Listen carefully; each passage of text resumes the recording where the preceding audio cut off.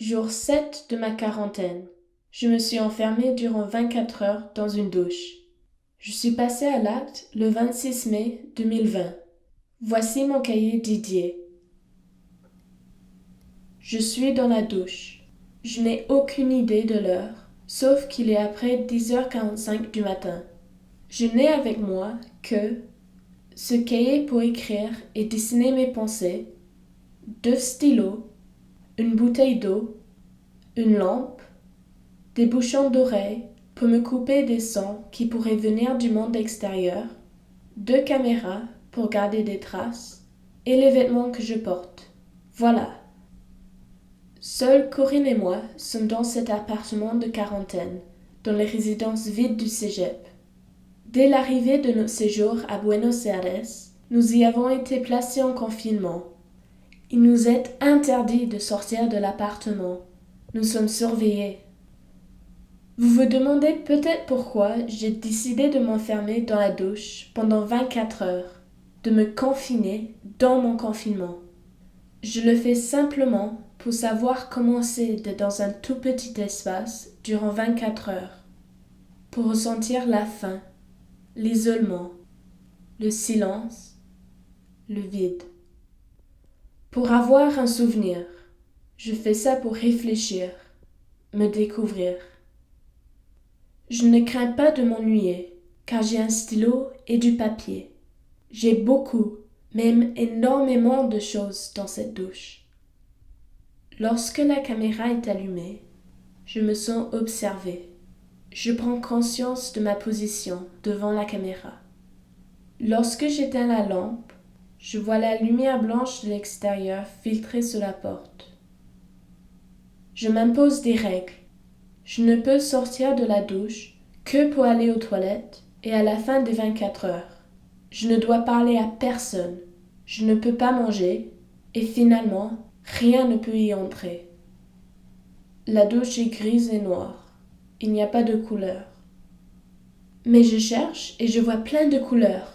Du rose qui réfléchit de la lentille de ma caméra, des lignes rouges sur les sangles, du vert sur mes chaussettes, de l'orange sur ma bouteille d'eau.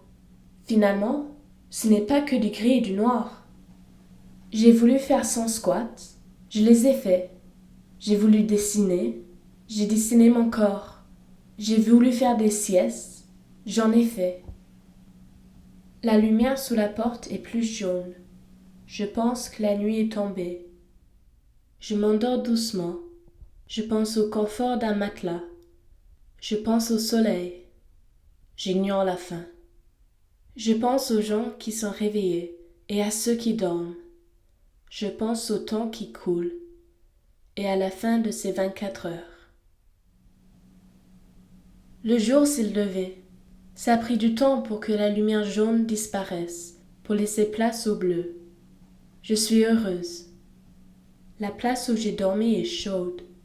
Je peux toucher les 2 extrémités de la douche lorsque je m'allonge.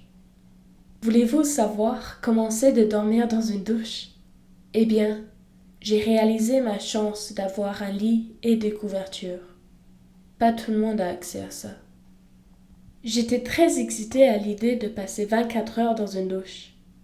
J'étais un peu excitée en y rentrant, puis je suis devenue lucide et calme.